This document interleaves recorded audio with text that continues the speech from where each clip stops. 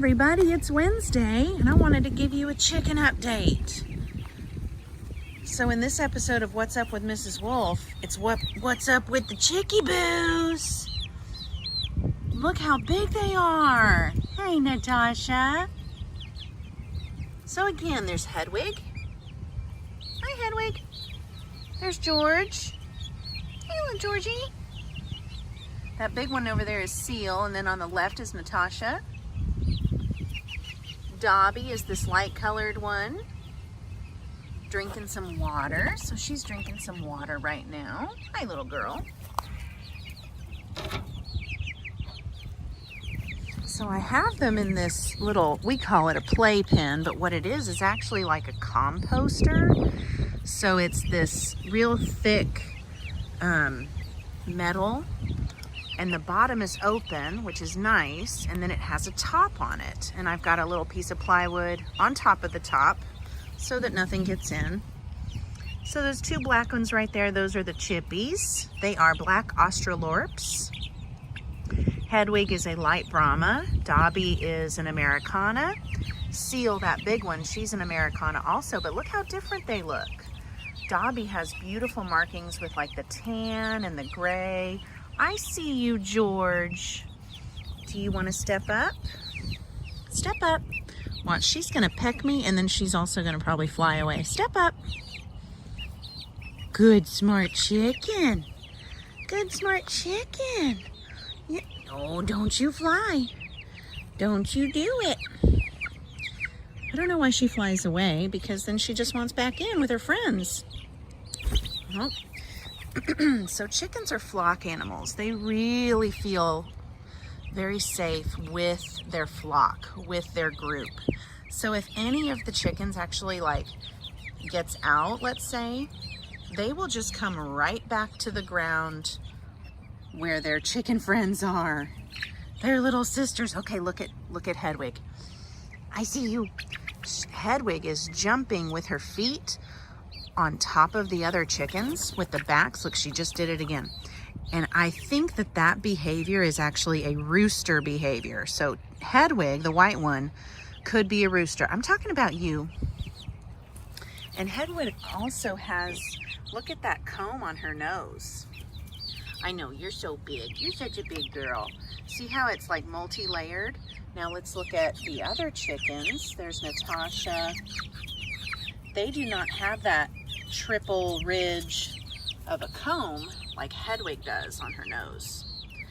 So we think that Hedwig could be a boy. George is definitely a girl. She's got the small comb. There she goes. She wants to be with her friends. We're going to close this top, and I want to show you the progress on possibly the world's ugliest chicken coop. Nice and secure. And this plywood also helps give them shade. So whenever it's really hot outside, which we know it's been getting hot, what I do is I come out here with a dozen ice cubes, and I start throwing ice cubes into their water, okay, because they're constantly drinking water, and having ice cubes in their water will cool them down. And then I throw some on the ground in their playpen so that they can peck at it and probably, you know, eat little bits of it, but most of the ice cubes go in the water. Hi, Chippy Black. Aren't you so cute?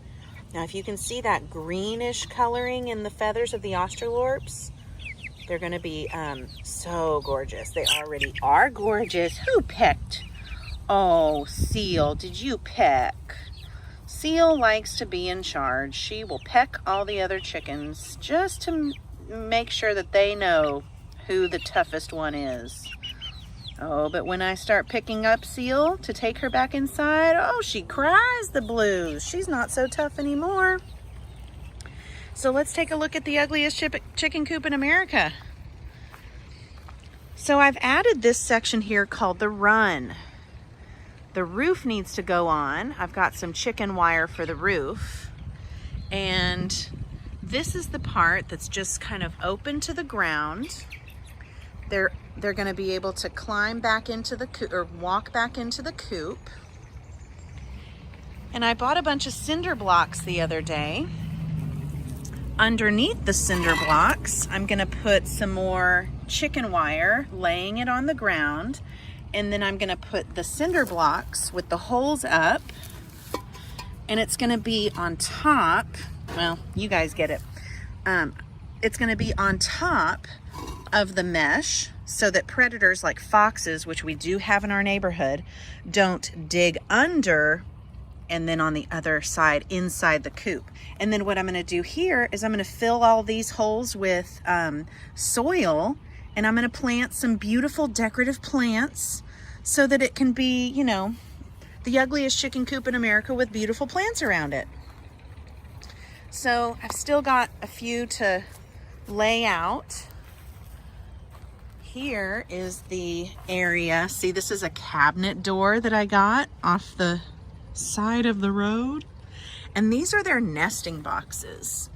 So chickens are going to come in here. I'm going to line the bottom with some cardboard pieces that I'm just going to cut from boxes that I collect, and I'm going to put some fresh straw and hay to make it nice and soft for them, and then I'm going to cover the opening with like a durable outdoor kind of cloth to make it, but it's gonna be like a curtain with strips so they can walk in and they can feel comfortable and safe, because chickens will not lay eggs in a place where they don't feel safe. Another cool thing that I did was I got this this screen door from the side of the road. I will admit, my next door neighbor, their house is being renovated and they're putting a bunch of stuff outside on the side of the street. And so I'm just picking it up if I feel like I can use it. So I open it up, I'll prop it up here, and then I'll be allowed to go into the coop, into the run. I'm gonna close all this off with the chicken wire on the ground. They're gonna have some roosts in there, their nesting boxes, and everything's gonna be safe and secure. It has to be wired in completely, otherwise snakes will find their way. Hawks are not going to like dig around in here, but what hawks will do is whenever the chickens, this is my backyard, whenever the chickens are running around in the backyard, hawks will fly and they will swoop down and try to get them. Now, a full-size chicken probably won't have much to worry about, and that's one reason why I probably want to keep at least one rooster, is because the rooster's job is to protect the flock. They are like the man of the house. So today, while it's nice and cool, I'm going to be covering the top of the run with some chicken wire and then installing what we call the protective apron around the bottom to protect the babies. Now I want to show you my candy cane feeders. These are pretty cool. So what I did was at Home Depot, I got some 4-inch drain pipe and some fittings like a cap and some little angled fittings here. And this is a drain spout. Now don't mind all the mud. This will be cleaned out. And I'm going to install these on the outside of the coop. I'm going to cut some holes so that the feeder can go inside. I have 3 of them. And then that way they'll be attached just like this. Whenever they run low on food, I will take off the cap, pour the food in. It'll just go down there, and then the chickens will get their food from there. So things are coming along very, very well. I'm very happy with how it's going. And today's a nice cool day, so I can actually not worry about the chickens getting too hot, and I can do some work on the coop.